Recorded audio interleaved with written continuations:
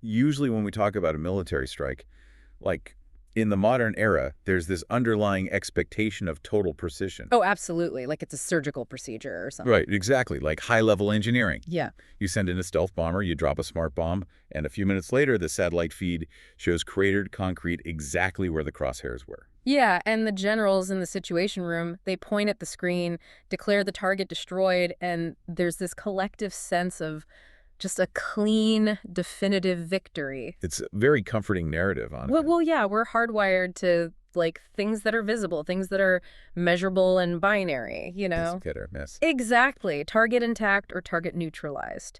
Because when you can see the rubble from space, it feels like an absolute win. But then you step out of that tactical bubble, and you get into the murky, chaotic world of geopolitical strategy and nuclear deterrence. Which is incredibly messy. It's so messy. And suddenly you realize that the pristine satellite feed is actually lying to you. Or, well, at the very least, it's only telling you a tiny fraction of the truth. Yeah, you end up looking at a tactical landscape that is essentially a mirage. Right. You can achieve 100% success on the battlefield and simultaneously trigger an absolute strategic catastrophe. Which is the literal definition of a strategic illusion. I mean, you win the moment, but you lose the era. And that illusion, how it's built and how violently it shatters, is exactly what we are tearing apart today. Welcome to the Deep Dive. We are incredibly glad you're here with us. Yeah, thanks for joining us. Today, our mission is to explore a scenario that is chilling. It's incredibly high stakes, and it reflects the actual conversations happening right now in the highest corridors of global power. We're going to walk you through a hypothetical but painstakingly simulated conflict between the United States and Iran. And to give you an idea of the gravity here, we aren't just looking at armchair theories, right? No, not at all. We're unpacking the models and claims of Professor Robert Pape. And he's got serious credentials. Oh, he's a scholar who has spent 4 decades studying the mechanics of political violence, suicide terrorism, and international security. 4 decades? Yeah, and for the last 20 years specifically, he has been running highly classified advanced war simulations focused on Iran. So he's not just guessing. Right. He's taken these findings and advised every single White House administration from 2001 all the way to 2024. So we're dealing with the actual architecture of war rooms. Yeah. And we need to set the tone for you right out of the gate. Yeah, this is serious. Very serious. This is an inquisitive and completely unvarnished exploration of what happens when the bombs drop. We're looking at an expert who has been in the room where these life and death decisions are weighed. And he is stating with a level of confidence that should honestly make everyone pause that there is a 75% probability that the current strategic trajectory between the U.S. and Iran leads directly to American boots on the ground in the Middle East. Again. Yeah. Again. It's a staggering probability. And to understand how he arrives at that number, we have to look at the cold, hard mechanics of escalation. How one action forces an unavoidable reaction. Right, creating a trap that snares whoever's in power. But real quick, speaking of who is in power, I want to establish a crucial baseline with you, the listener, before we launch into this simulation. Yeah, this is important. To truly analyze this, we have to talk about the reality of the board. That means discussing real, heavily polarized figures like Donald Trump, Joe Biden, and Marco Rubio. It means analyzing the complex, sometimes totally contradictory actions of nations like the United States, Israel, Iran, Russia, and China. Exactly. And we are treating this strictly as the physics of geopolitics. We, as your hosts, have absolutely no horse in this race. I'm not. We aren't taking sides, we aren't endorsing any specific political viewpoint, and we certainly aren't here to play pundit and tell you which leader or nation is morally right or wrong. Our only job today is to impartially unpack the strategic concepts, the military realities, and the specific sequence of events modeled in this simulation. Because the escalation trap doesn't care about political affiliation. No, it doesn't. The trap operates on leverage, fear, and survival. Which brings us to the core paradox that is going to drive our entire conversation. Yeah. I want you to hold this question in the back of your mind as we move through this timeline. Okay. How can a modern, technologically supreme military achieve 100% tactical success with its smart bombs, yet in doing so, trigger a cascading, catastrophic strategic failure? To answer that, we have to start in the very beginning of the conflict timeline. We have to explore what Professor Pape identifies as the $64,000 weakness in modern warfare. And he teaches a fundamental rule that civilian leadership often forgets, right? Yes. The rule is simply bombs don't just hit targets, they change politics. Let's break down what changing politics actually looks like on the ground. Because on the surface, it sounds like a catchy academic phrase. Right, but when you map it onto the opening moves of this simulation, a phase he places in a hypothetical June timeframe, it becomes terrifyingly concrete. So the scenario begins with the United States deciding to neutralize the Iranian nuclear threat preemptively. They decide to go first. Right. The U.S. sends in the B-2 Spirit stealth bombers. These are the $2 billion ghosts of the sky. Yep, they fly undetected deep into Iranian airspace, and they drop massive bunker buster munitions on known heavily fortified Iranian nuclear facilities. Specifically sites like Natanz and Fordo. And we should contextualize what hitting those sites entails, because places like Fordo aren't just buildings on a military base. No, they're carved into the earth. Exactly. Fordo is built deep inside a mountain, heavily reinforced. To destroy it, the U.S. uses munitions like the massive ordnance penetrator. Which is a 30,000-pound bomb, right? Yeah, 30,000 pounds, designed to burrow through 60 feet of solid reinforced concrete before detonating. That is just incredible power. And in the simulation, the execution of this strike is flawless. The B-2s arrive, they deploy the ordnance perfectly, the mountain shakes, and the underground centrifuge halls are completely destroyed. So tactically, it's a textbook victory. The U.S. military command looks at the post-strike satellite imagery. They see the massive craters, the collapsed tunnel entrances. And they can legitimately brief the president that they achieved a 90% or higher hit rate on the infrastructure. The hardware worked. The pilots were perfect. The buildings are gone. But here is the massive catch. The buildings were never the actual threat. Wait, really? Yeah, I mean, the concrete and the empty centrifuge casings are irrelevant. The objective of the strike wasn't to remodel a mountain, it was to neutralize the highly enriched uranium. Ah, I see. And the simulation highlights a critical, terrifying intelligence reality. Iran had already enriched enough uranium, pushing it through the cascade process from 5% to 20% and all the way up to the highly dangerous 60% threshold. Yeah. They had enough to eventually fashion 16 nuclear bombs. Not instantly, but over a period of months. 16 bombs. That is wow. And this is where the mirage shatters, right? This is where that $64,000 weakness reveals itself. Exactly. The U.S. has just blown up the facilities, but they have absolutely zero idea where those 16 bombs worth of nuclear material actually went. It's a total loss of control the very second those smart bombs detonate. Because the intelligence agencies review the satellite photography leading up to the strike, and they realize they have a massive problem. Yeah, the imagery shows that materials were being moved out of Natanz and Fordo before the B-2 bombers even entered the airspace. And I think this is where public perception really diverges from reality. When we imagine moving nuclear material, we picture these massive, heavily guarded convoys. Like out of an action movie. Right. Dozens of armored trucks, helicopters overhead, something that is incredibly obvious from space. But the simulation points out that we're talking about highly concentrated material. It doesn't require a convoy at all. It can be moved in containers roughly the size of large scuba tanks. Scuba tanks. That is the nightmare of dispersal right there. Think about the physical geography of Iran for a second. It's huge. It is an enormous country. It is larger than France, Germany, the Netherlands, and Belgium combined. Just massive. Yeah, it's a vast landscape of jagged mountain ranges, deep valleys, massive urban centers, and expansive deserts. So when you realize that the highly enriched uranium required to build a catastrophic weapon can be hidden away in a space no bigger than a standard corporate conference room, the scale of the intelligence failure becomes paralyzing. it's the ultimate needle in a haystack.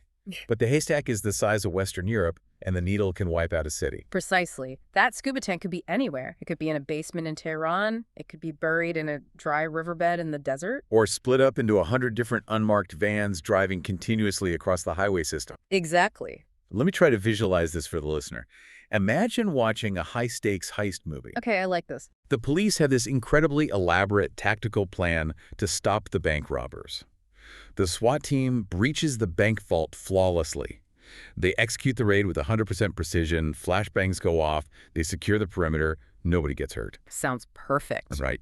Only to walk into the center of the vault and realize the gold was quietly moved out the back door in gym bags 3 days ago. Oh, wow. You won the battle of the building, you looked amazing doing it, but you entirely missed the actual objective. and now the robbers are out in the wind with the gold. That analogy perfectly captures the strategic failure. You executed the raid, but you lost the asset. Right. And this missing gold, this dispersed, highly enriched uranium, creates a deafening panic clock for U.S. intelligence. Because right now, the U.S. is trying to find those scuba tanks using what Professor Pape calls Swiss cheese intelligence. Which is a massive downgrade from what they used to have, right? A total downgrade. Consider the contrast. Under the 2015 nuclear deal, the JCPOA from the Obama era, the intelligence apparatus was robust. Very hands-on. Yes.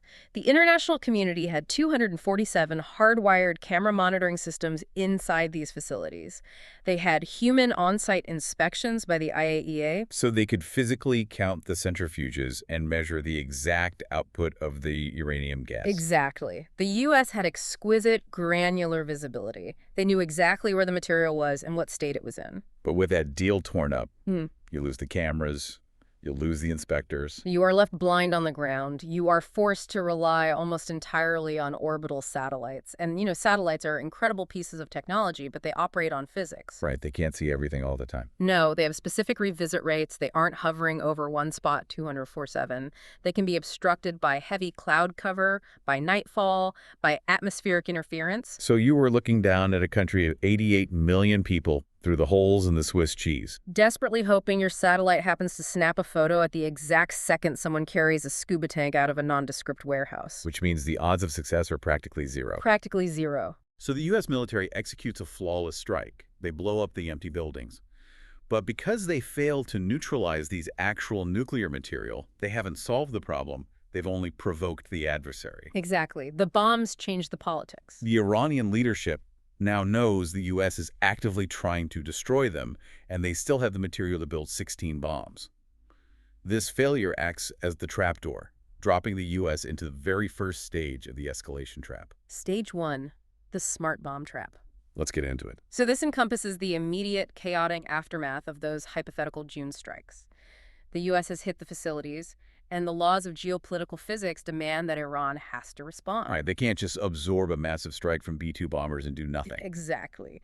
But the simulation highlights a fascinating tactical choice in how they respond. Iran doesn't immediately launch all its missiles at U.S. bases in Iraq or the Persian Gulf. Which is what you'd expect. Right. Instead, they lash back at Israel. And the retaliation modeled in the simulation is severe. Iran unleashes a barrage that sends 3,000 Israelis to the hospital. It's a devastating strike. Yeah. To put that in historical context, that is the highest number of casualties Israel would have suffered in a single conflict since the 1973 Yom Kippur War. It is a massive, society-shaking blow. Which introduces an incredibly complex, highly fraught dynamic into the simulation. The escalation is no longer just the simple action-reaction loop between Washington and Tehran. It pulls in regional allies. Yes. Completely altering the decision-making networks. The simulation focuses on a critical white-knuckle decision point. It places leadership in Washington on a hypothetical Friday afternoon, 3:15 p.m. So the situation room is tense. The U.S. has dropped bombs. Israel is bleeding, and everyone is waiting to see who fires the next shot. But the simulation introduces a wild variable right here. Allegedly, right before the spiral went out of control, there was actually a diplomatic offer sitting on the table. Really? An offer from who? An offer from Iran for a better deal, a more restrictive deal than the 2015 Obama-era agreement. And supposedly, the supreme leader of Iran was completely on board and willing to sign it. So it represents a clear diplomatic off-ramp, a way to freeze the nuclear program without plunging the region into war. Exactly. Yet the U.S. doesn't take the deal. They bypass the off-ramp entirely and choose the path of the B-2 bombers. Okay, I have to stop here and push back on the logic of this simulation. Sure. If you are the President of the United States, regardless of your party, and you have a diplomatic victory sitting on your desk, a deal that your intelligence agencies say is better than the last one, and the enemy's supreme leader is ready to sign it. Yeah. Why on earth do you throw that away? Why do you choose the path that guarantees missiles flying and 3,000 people ending up in the hospital? To understand that, the simulation points to a piece of very revealing political commentary. There's a quote reference from Senator Marco Rubio that attempts to explain this exact dynamic. What's the logic there? The logic presented is that the United States felt compelled to attack preemptively because they had intelligence that Israel was preparing to attack Iran's nuclear facilities on its own. Wait, so the U.S. bombs Iran to beat their own ally to the punch? That is the strategic calculation. The thought process is that if Israel attacks unilaterally, Iran will inevitably blame the United States anyway, assuming Israel wouldn't act without Washington's green light. Which makes sense from Iran's perspective. Right. And Iran would then precipitate massive retaliatory attacks against vulnerable American forces stationed across the region in Syria, Iraq, Jordan, and the Gulf. I see. So the U.S. leadership concludes that since the war is going to happen anyway because of their allies' actions, they might as well take control of the timeline. They utilize their superior B-2 stealth bombers to ensure the targets are hit properly and try to manage the fallout. That is an incredibly dangerous game of geopolitical chicken. It is. And the simulation actually cites a historical precedent for this dynamic in the June timeline. It claims that during his administration, former President Trump was actually moving very close to securing a new diplomatic deal with Iran. Yes, that's right. But before the ink could dry, Israeli military actions, specifically bombing strikes in Syria, ended up killing the Iranian officials who were integral to the negotiation process. Which killed the deal instantly. What we are analyzing here is a classic, albeit terrifying, example of the tail wagging the dog. The smaller ally dictates the strategic posture of the global superpower. Exactly. It forces us to examine the immense, almost paralyzing political pressure that U.S. leadership faces. In theory, on paper, the U.S. is the undisputed hegemon. Right. They supply the weapons, they provide the diplomatic cover at the UN, they hold all the leverage. They could theoretically call their ally and demand they stand down, or else. Right. Just say, if you launch those jets, we cut off your military aid tomorrow. It seems like a simple phone call. But geopolitics doesn't happen in a vacuum. It happens in a domestic political ecosystem. Yeah. To actually make that threat credible, a U.S. president would have to be willing to sever billions of dollars in military aid and publicly rupture a historic alliance. Which is political suicide. Doing that carries a massive, perhaps insurmountable domestic political price. You have powerful lobbying groups, deeply entrenched voter bases, and a media apparatus that would immediately accuse the president of abandoning a crucial democratic ally to appease a hostile regime. It's a political cost that leaders, who are always looking at their next election cycle, are incredibly reluctant to pay. I see the political math, but I still struggle with the rationality of it. Let's say you're the driver of a car, navigating a treacherous, icy mountain road. Okay. Your passenger, for whatever reason, panics and keeps trying to grab the steering wheel to yank you toward the cliff. Sounds terrifying. At what point does the driver just physically slap the passenger's hand away to save both of their lives? Who cares if the passenger is angry if the alternative is going over the edge? It's a highly logical argument, but it underestimates how deeply the passenger is integrated into the driver's life. What do you mean? In this scenario, the passenger isn't just a friend. The passenger has deep ties to the people in the back seat who are funding the driver's car, paying for the gas, and dictating whether the driver gets to keep their license. Oh, right. The political ecosystem makes slapping that hand away incredibly painful. And so rather than confront the passenger and deal with the screaming in the car, the driver tries to manage the swerve. They bypass the diplomatic off-ramp, hoping they can handle the rough terrain. But as we've established, they can't handle the rough terrain. The smart bomb's dropped, the diplomatic deal is dead, and the uranium is still missing and slowly ticking away in scuba tanks hidden across a country the size of Western Europe. The U.S. is completely trapped. They realize they can't find the bombs and they can't negotiate. So they attempt a shortcut. They decide that if you can't neutralize the weapon, you have to neutralize the people who would give the order to use it. Which forces the timeline directly into stage 2 of the escalation trap, regime change. So the simulation moves the clock forward to a second major wave of escalation, referenced as occurring in February 2028. Right. The U.S. realizes the tactical strikes failed, so they pivot their entire strategy. They move away from targeting deep mountain facilities and focus all their intelligence and kinetic power on targeting the supreme leader of Iran. They want to cut the head off the snake. But this is where the simulation introduces a fascinating concept. It warns against what is called the Jenga myth. The Jenga myth. Let's talk about that. So the Jenga myth is perhaps the most pervasive and dangerous flaw in how military planners and, frankly, the general public view adversarial governments. We tend to oversimplify things. Exactly. There is a deep-seated psychological tendency to view authoritarian regimes like a tower of Jenga blocks. We see them as brittle. We assume that all the power is concentrated at the absolute top and the rest of the structure is just barely holding together through fear. Yes. The logic follows that if you just pull out that very top block, if you assassinate the supreme leader, the entire structure will instantly lose its balance, the people will rise up, and the regime will collapse into dust. It's the Hollywood ending.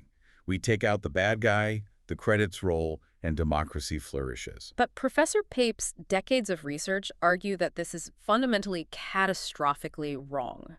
Regimes, particularly revolutionary regimes that have survived decades of intense international sanctions, internal protests, and regional wars, they are not brittle Jenga towers. They are a matrix. Yes. They are a matrix. Let's expand on that, because a matrix implies something entirely different than a stack of wooden blocks. Think of a matrix not just as a grid, but as a complex, decentralized biological system, or a modern, highly advanced tech network. Think about how the internet was designed. Right, with routing and nodes. Exactly. If a node goes down, the routing protocols immediately detect the damage and route the information around the dead node. The network doesn't collapse, it adapts. So a revolutionary regime operates the same way. Yes. The power isn't just in one man. It's distributed among intelligence services, military commanders, religious councils, and economic elites. So when you blow a massive hole in that matrix by assassinating the leader, the surrounding structures don't freeze in panic. No, they immediately adapt, fill the void, and often harden the network to ensure it doesn't happen again. And in this specific February 2028 simulation, the attempt to pull the top Jenga block backfires in a way that is almost brutally ironic. Yeah, this part is crazy. The U.S. successfully assassinates the supreme leader. But the simulation points out a critical piece of context that the planners ignored. The supreme leader they just killed actually had a fatwa against developing nuclear weapons. This is a vital nuance. A fatwa isn't just a political suggestion, it is a binding religious edict. Wow. This leader, acting essentially as the Shia pope for his nation, had decreed not once but twice that Iran should not possess nuclear weapons, stating that weapons of mass destruction contradict the tenets of Islam. Wait, let me make sure I'm following this perfectly.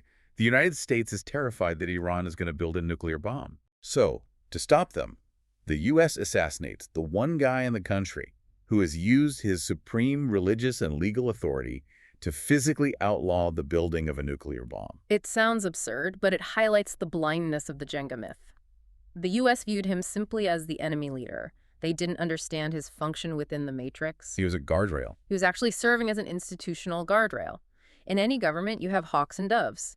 This leader was balancing the aggressive factions within his own military against the more pragmatic factions. So by killing him, you don't destroy the regime, you just destroy the guardrail. Exactly. So the guardrail is gone, the top block is pulled, and who fills the hole in the matrix? According to the simulation, it's his son. And the son represents a completely different operational entity. First of all, the son does not have that fatwa. The religious edict against nuclear weapons died with the father. So the son is not bound by it at all. Not at all. Furthermore, the son's power base is entirely different. He has a long history of leading the internal security forces, the exact forces that violently crack down on protests. So he's vastly more aggressive, deeply paranoid, and structurally reliant on the military hardliners. Yes. And those hardliners are no joke. We aren't talking about a ragtag militia. The simulation drops some very heavy numbers here to emphasize the scale. It's massive. Iran has an active and reserve military force of roughly 1 million men. But within that massive structure, you have the Islamic Revolutionary Guard Corps, the IRGC. This is a force of 150,000 to 200,000 elite troops. They are the ideological shock troops of the regime. They control the ballistic missile programs, the drone fleets, and vast sectors of the Iranian economy. Wow. They are the most dedicated, well-trained, and fiercely anti-American faction in the country. And the new son is effectively their guy. I can see where this is going. If you look at the psychology of power dynamics, the son is in an incredibly precarious position. Oh, absolutely. He has just taken over a regime that is in total crisis. His country has been bombed by B-2s, and a foreign superpower just assassinated his father. He must retaliate. This isn't just about anger or grief. It is cold, hard survival. Think about his position. If he absorbs the assassination of his father and shows restraint, if he tries to appeal to the UN or sue for peace, he is instantly viewed as weak by those 200,000 heavily armed elite guards. Right. If he doesn't turn around and punch back twice as hard, he's a dead man. Yeah. He probably gets a bullet in the back of the head from his own generals before the month is out. Exactly. He has to prove his strength and his ruthlessness to secure his new throne and appease the hardliners who are keeping him in power. So the U.S. action of regime change doesn't bring peace, and it certainly doesn't bring democracy. No, it operates as an evolutionary pressure cooker, creating a harder, more resilient, vastly more aggressive regime. The matrix adapted, and the new iteration is infinitely more dangerous. And under this new hardline leadership, Iran completely changes its tactical playbook. They realize they can't win a conventional shooting war against the U.S. military, so they move to what military strategists call horizontal escalation. Horizontal escalation, meaning they don't just shoot vertically back up at the U.S. forces, they spread the pain outward. Right. They start hitting soft spots across the entire region. The simulation details how Iran utilizes its massive arsenal of precision drones, and we've seen how effective these drones can be in recent global conflicts to bypass U.S. bases and instead hit neighboring U.S. allies. Specifically, they target Saudi Arabia and the United Arab Emirates. And look at what they target. They don't just aim for military barracks. No, they target the economic nodes. They specifically aim for the tourism and commercial infrastructure, which makes up roughly 5% to 10% of the GDP in these Gulf nations. The simulation paints a vivid picture of this. Imagine swarms of drones hitting luxury infrastructure.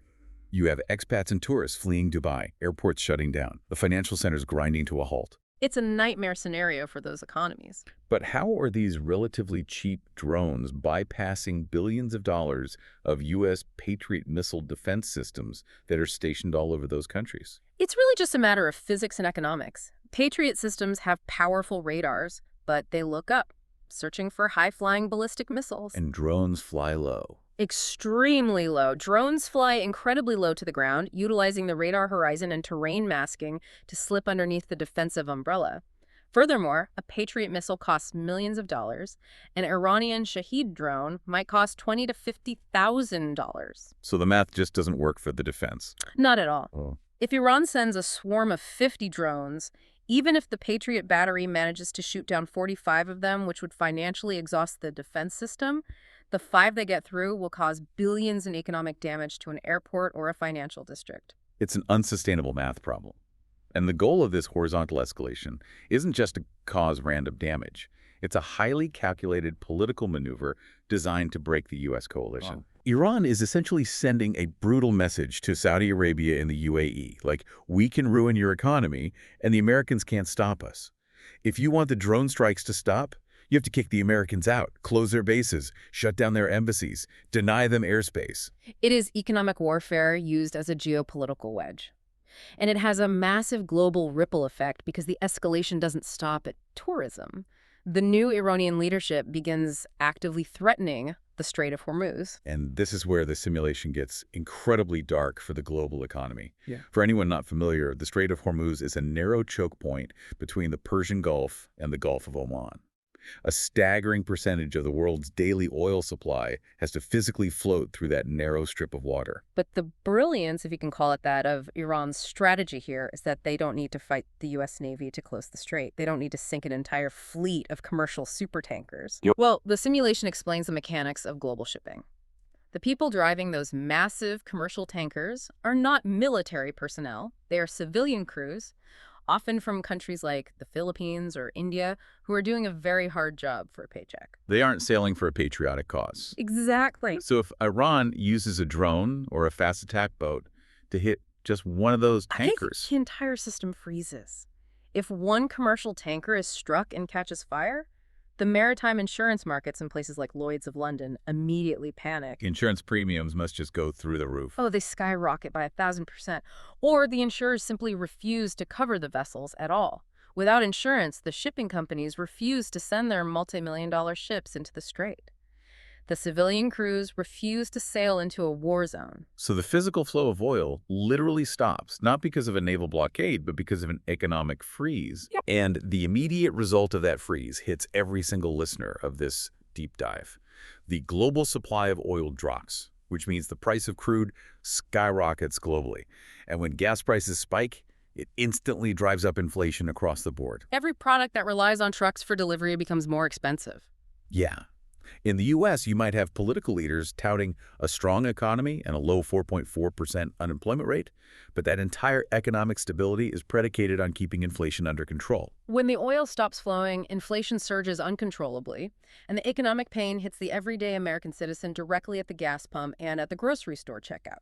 And just to add gasoline to an already raging fire, the simulation notes a critical geopolitical development. As the U.S. gets bogged down, Russia steps in.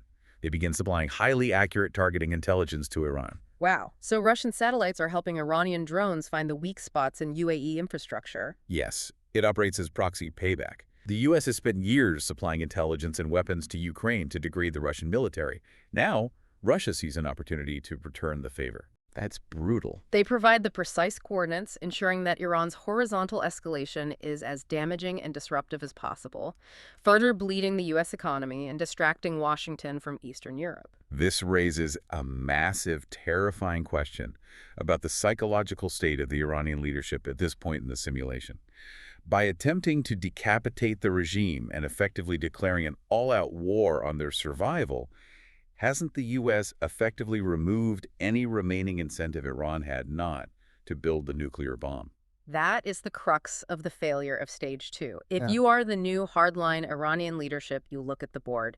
The U.S. has bombed your facilities, they have assassinated your father, they are trying to dismantle your government, and they clearly want you dead. Right. Your very survival now dictates that you absolutely need the ultimate deterrent. You look at the global landscape over the last 20 years, and you see what Professor Pape calls the North Korea playbook. Let's explain the North Korea playbook, because when you lay it out, it makes a disturbing amount of sense from their perspective. If you are an authoritarian regime, you look at two historical case studies. First, you look at Muammar Gaddafi in Libya. He voluntarily gave up his nascent nuclear weapons program to appease the West. And what happened to him? A few years later, the West supported an uprising, and he was overthrown and killed in a ditch. Ouch. Then you look at Kim Jong-un in North Korea. North Korea survived relentless U.S. pressure, severe economic isolation, and constant military threats by doing two specific things. First, they built multiple nuclear weapons, not just a single prototype, but an arsenal. Right. Second, they took one of those weapons and detonated it deep inside a mountain test facility. They made the threat undeniably real to the world. Exactly. They proved to the global intelligence community that they had the capability. And by having multiple weapons, they ensured that even if the U.S. attempted a preemptive strike and destroyed one or two, the threat of nuclear retaliation against Seoul or Tokyo remained. So they secure the survival of their regime through undeniable, catastrophic nuclear deterrence. Yes.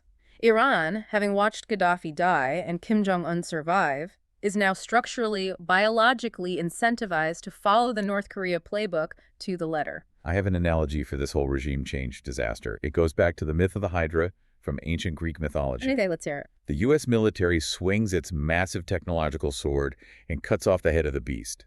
But let's look at that head. It was relatively cautious. It literally had a religious decree, a fatwa, against using its most dangerous weapon. Right. But the sheer trauma of cutting it off triggers a mutation in the beast. The void in the matrix is filled. A new head grows back that is fiercely aggressive, heavily militarized, backed by zealots, and completely convinced that breathing nuclear fire is the only way it can survive the night. That's a great way to look at it. How does taking out a leader who outlawed nukes make us safer? It doesn't. It mathematically ensures that the nightmare scenario becomes inevitable. It's a dark analogy, but it perfectly encapsulates the failure of the Jenga myth and the reality of the Matrix. The regime is now harder, it is angrier, it is actively accelerating its sprint toward the bomb, and it is successfully squeezing the global economy until it screams. The U.S. leadership, who thought they were solving a problem with a quick tactical strike, is now effectively cornered by the consequences of their own strategy. Which brings us to the most excruciating part of the simulation. What happens when the President of the United States realizes they're cornered? This brings us to the ultimate dilemma, the Hobbesian choice. A Hobbesian choice. Yes, often referred to as a Hobson's choice. It's an agonizing strategic position. It describes a situation where you are forced to choose between two equally unpalatable, disastrous options. The illusion of a clue of victory is gone. You have no golden off-ramp. You have no way to win. You only have ways to decide how you want to lose. In the simulation's specific timeline, they look at the dilemma facing Donald Trump. He is a leader known globally as someone who demands to win, who cares deeply about his brand of strength, and who is highly focused on his legacy. Yes. He is sitting in the Oval Office, looking at a menu with only two doors to walk through. And behind both of them is a political and historical disaster.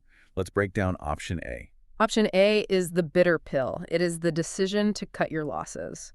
You order the military to halt the bombing campaign. You accept a limited but extremely public and humiliating political defeat. You literally order your aircraft carrier strike groups to pull out of the Persian Gulf and redeploy them to Asia or Europe. You stand before the world and essentially admit, we dropped the bombs, we killed the leader, but we didn't get the nuclear material, the economy is tanking, and we are walking away. Yeah.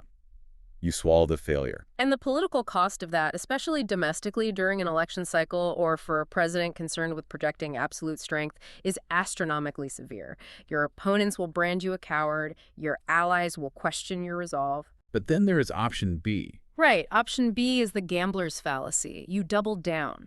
You refuse to accept the humiliation. You order the military to continue the bombing campaign for months, to expand the target list, hoping against all available evidence that some magical, unforeseen intelligence breakthrough will miraculously locate those scuba tanks and save the day. And the simulation draws some incredibly dark historical parallels here to show why option B is so tempting and so fatal.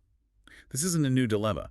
Presidents have faced this before. It is a tragically recurrent theme in American foreign policy. Think back to Lyndon B. Johnson during the escalation of the Vietnam War. Yeah.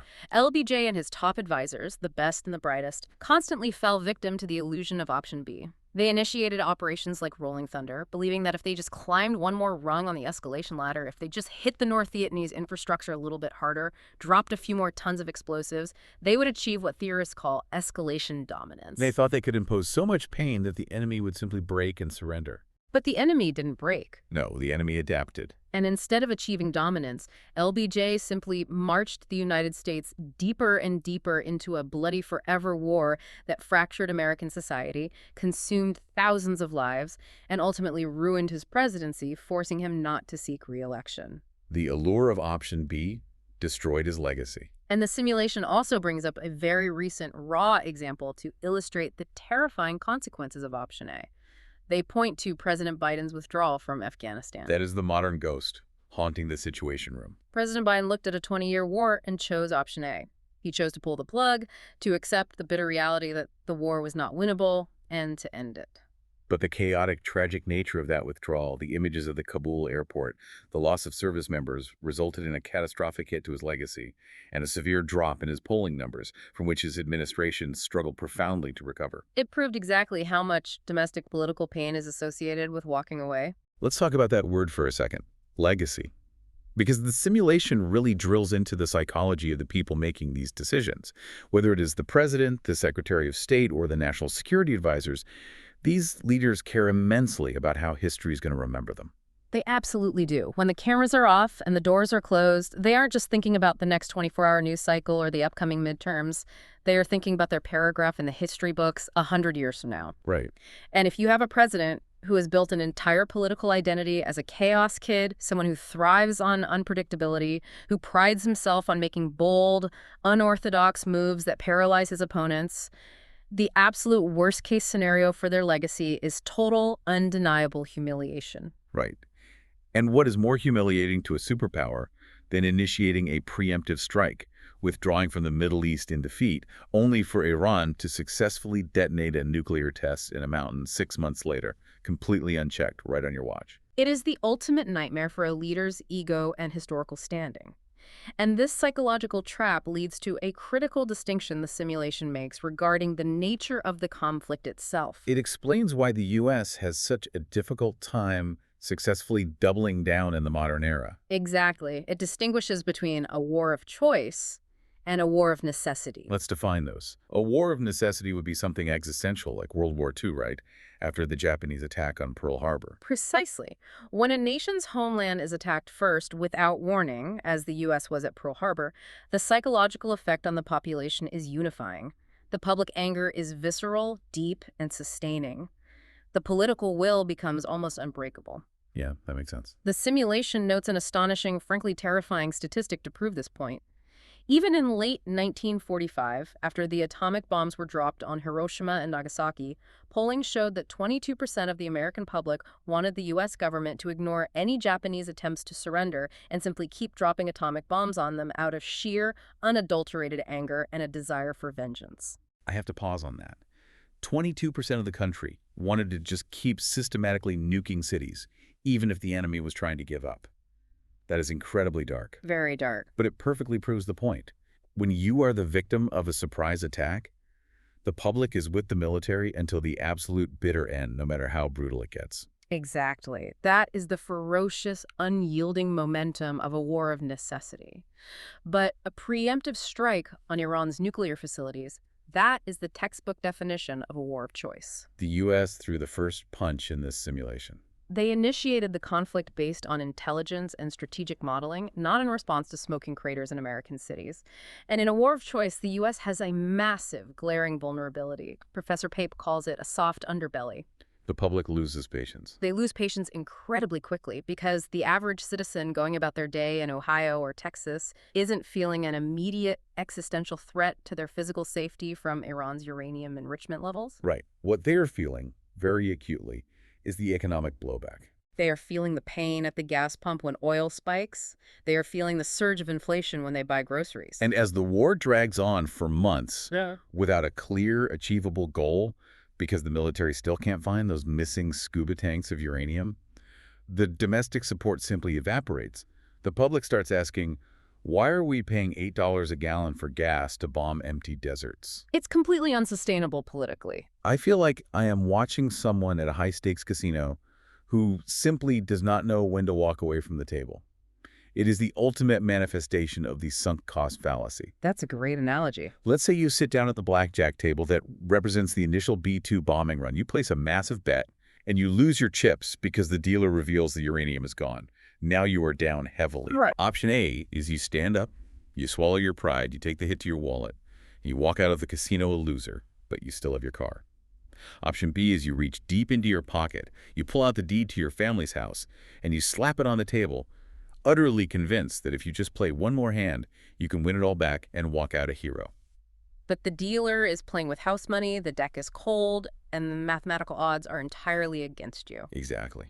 And in the cold calculus of geopolitical strategy, putting the deed to your house on the table doesn't mean risking money. It means committing American lives. Which brings us to the final, most dangerous phase of this entire simulation. Stage 3, boots on the ground. If a leader refuses to accept the political defeat of walking away, if they refuse option A and the highly enriched uranium is still unaccounted for, the relentless logic of the escalation trap dictates that there is only one terrifying option left to play.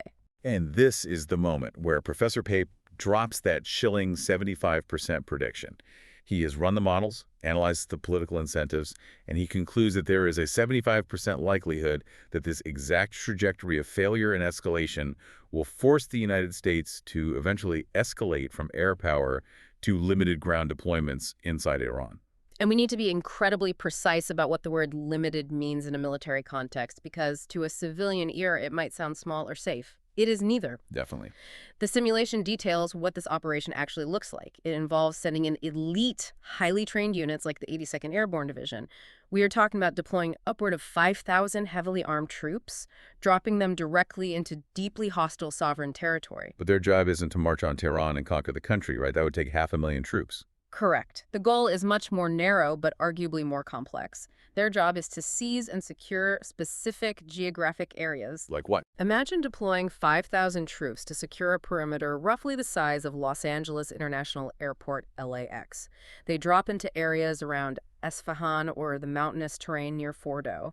They establish a heavily fortified LAX-sized bubble of control. And then they just have to hold it while being surrounded by an angry nation. They hold it and they dig, because remember, the uranium is deeply buried. The entrances to the underground facilities have been collapsed by the initial 30,000-pound bunker busters. Oh, man. So these paratroopers have to secure this perimeter, bring in heavy excavation equipment under constant threat of ambush or mortar fire, and spend weeks, possibly months, digging through thousands of tons of radioactive rubble. Desperately hunting for those scuba tank-sized containers of nuclear material. It sounds like an absolute logistical nightmare. Yeah. You have 5,000 Americans sitting in a static position in the middle of a hostile country, relying on vulnerable supply lines. Why would any military planner agree to this? The simulation explains that the U.S. feels forced to take this insane risk because of the ultimate fear, the radiological handoff. The radiological handoff. That is the scenario that keeps intelligence directors awake at night. What happens if the Iranian regime, feeling the noose tightening around their neck, deciding that they might not survive the U.S. onslaught, chooses to simply give the nuclear material away? What if they take those scuba tanks of 60% enriched uranium and hand them off to proxy groups in the region? Groups that the U.S. officially classifies as terrorist organizations, like Hezbollah in Lebanon, or the Houthis in Yemen, or various militias in Iraq. That is the ultimate nightmare. Because if a terrorist group gets the material, deterrence goes out the window. A terrorist group doesn't have a capital city you can threaten to nuke in return. But this brings up a massive glaring risk. Yeah. We are talking about putting thousands of American soldiers on Iranian soil, invading their country. Doesn't that virtually guarantee a massive wave of domestic retaliation? Are we talking about inviting terrorism inside the borders of the United States? The simulation addresses this fear directly. The threat of domestic terrorism in response to an invasion is incredibly real, but the models clarify the probable nature of that threat. Professor Pape's research suggests it is less likely to be a highly orchestrated, incredibly complex 9/11-style plot hatched by a mastermind years in advance. So what is it? It is far more likely to be a direct, localized, and viciously decentralized reaction to the sheer presence of U.S. ground troops in the Middle East. So reactionary violence, lone wolves or small radicalized cells acting out of immediate anger. Yes, and history provides brutal, undeniable precedents for how invasions and decapitation strikes trigger exactly this kind of violence. Look at the Russian experience in 1996, during the First Chechen War. Right. The Russian military managed to successfully assassinate the Chechen leader, a man named Djokhar Dudayev. That's stage 2 again, regime change, Yeah. pulling the Jenga block. Exactly. The Russians thought taking out Dudayev would break the resistance, and what actually happened? The void was filled. The replacement leaders took over, the movement radicalized further, and within just 3 months, they launched what they called Operation Jihad. It wasn't a conventional army marching, right? No, it was a massive, highly decentralized wave of incredibly violent suicide attacks, urban warfare, and kidnappings that successfully broke the political will of the Russian military, a massive nuclear-armed superpower, and forced them into a humiliating withdrawal from a tiny, impoverished province. And the simulation brings up an even more geographically relevant example to hammer this point home, the birth of Hezbollah in 1982. This is perhaps the most crucial piece of history for understanding the escalation trap in the Middle East. In 1982, Israel decided it needed to secure its northern border from attacks, so they launched a massive ground invasion into southern Lebanon. They sent in 78,000 troops. To put the scale of that into perspective, that is the equivalent of sending an invading army to occupy the entire city of Chicago. It's a massive footprint. It was overwhelming force, but the result was a strategic disaster. Just 1 month after that massive ground invasion began, amidst the rubble and the occupation, Hezbollah was born as a Shia resistance movement. Let me make sure the irony of this isn't lost on anyone. Israel invaded Lebanon with 78,000 troops to secure their border from relatively small threats, and in the process of occupying that land, they literally birthed, radicalized, and trained their own worst, most sophisticated and enduring enemy. An enemy they are still fighting decades later. Right. Precisely. This highlights a fundamental, fatal misunderstanding of asymmetric warfare. Traditional military force stealth bombers, paratroopers, artillery struggles profoundly against terrorist or insurgent groups because these groups don't operate like a standing army lined up on a battlefield. Right. They exist in what Professor Pape describes as a sea of people. A sea of people. I like that visualization. You can drop precision bombs. You can kill 100 fighters today.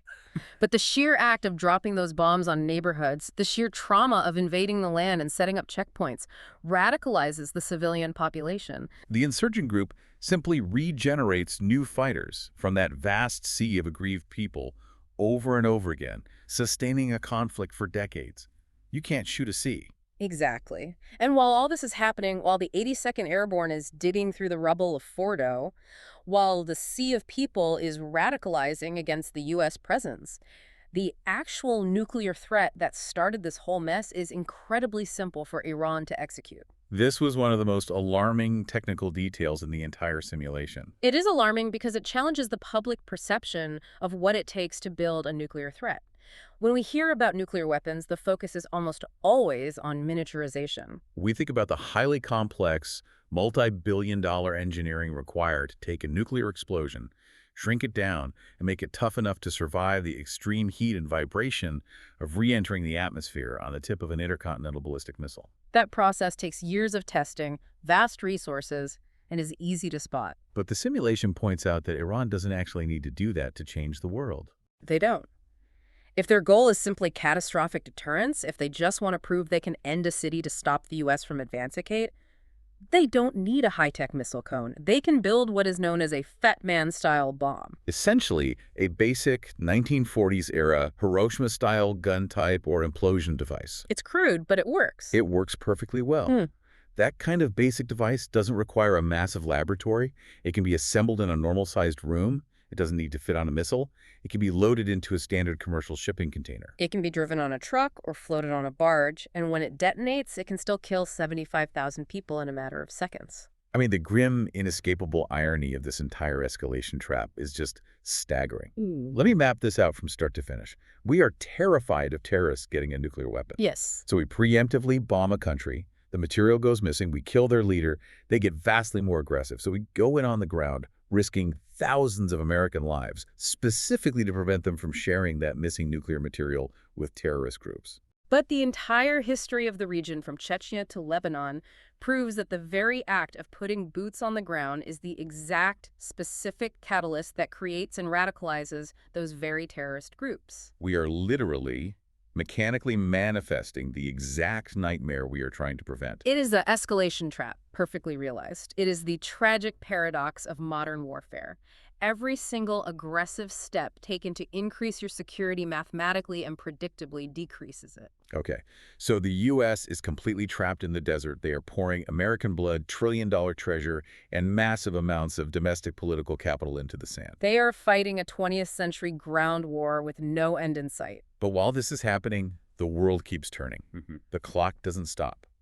And someone else is watching this all unfold from the sidelines, completely untouched and reaping all the geopolitical benefits. Which brings us to the final macro-level realization of this simulation, the geopolitical winners and the domestic fallout. The simulation takes a hard pivot away from the tactical minutiae in the Middle East to look at the global macro picture, specifically focusing on the rise of China. And there's a fascinating callback here that gives the simulation serious weight. Professor Pape apparently predicted, way back in 2009, that the era of uncontested U.S. global primacy was mathematically coming to an end. And this hypothetical Iran conflict doesn't just contribute to that decline, it accelerates it exponentially. While the United States is bogged down in yet another trillion-dollar Middle Eastern quagmire, obsessing over securing LAX-sized perimeters in the desert, China is hyper-focused on aggressive, internal 21st century development. The contrast drawn in the simulation is incredibly stark. Pape talks about the reality of modern China, specifically referencing a visit to the city of Wuhan. In the West, we often think of Wuhan in a very specific pandemic-related context, but the reality on the ground is vastly different. The simulation paints a picture of a massive city undergoing an unprecedented industrial and technological renaissance. Wuhan is an old, gritty steel town, but the Chinese government is aggressively transforming it into a robotics and artificial intelligence Silicon Valley. They are actively, methodically uplifting 9 million people into the middle class through massive infrastructure projects and state-funded technological investment. And the tragic, painful comparison he makes is to former U.S. industrial hubs. He specifically mentions the Rust Belt, cities like Pittsburgh.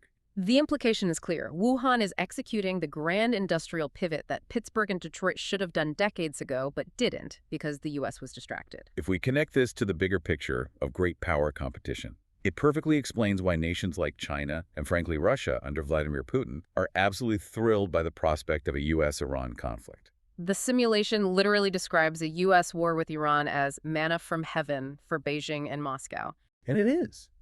Because yes, China buys a significant amount of its oil from Iran, and a conflict in the Strait of Hormuz would undoubtedly cause them some short-term energy headaches. but from a grand strategy perspective. They would gladly suffer minor temporary oil disruptions and slightly higher inflation if it meant watching the United States willingly trap itself in another forever war. Think about the resource drain. Every $1 billion spent replacing Patriot missiles, every drone deployed over Esfahan, every hour of top-level diplomatic and executive focus the U.S. spends agonizing over the Middle East is $1 in an hour they are not spending on artificial intelligence, on quantum computing, on domestic infrastructure, or on competing with China's technological rise in the Pacific. It actively, willingly erodes U.S. superpower status. We are essentially sidelining ourselves from the future to fight over the past. And it isn't just about losing the global tech race. The most chilling warning in this entire deep dive isn't about a crude nuclear bomb detonating in a desert. It's about what happens on the streets of America when the empire starts to crack under the strain. Professor Pape argues, based on decades of studying societal collapse, that the greatest existential danger facing the United States isn't Iran or even China. It is the normalization of political violence inside the United States itself.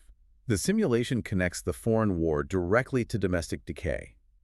It points to a documented historical surge in violent riots, the terrifying normalization of political assassinations as a tool of discourse, and the aggressive deployment of militarized forces in American cities. There is a specific mention of something called Operation Midway Blitz, a massive surge of militarized federal enforcement attempting to quell unrest in major cities like Chicago and Minneapolis. This is the ultimate devastating cost of the escalation trap. It comes full circle. Wars of choice abroad drain the financial resources, the political will, and the national attention that desperately need to be used for domestic uplifting, like what China is doing in Wuhan. Instead of investing in education or infrastructure, the U.S. imports the trauma of the war.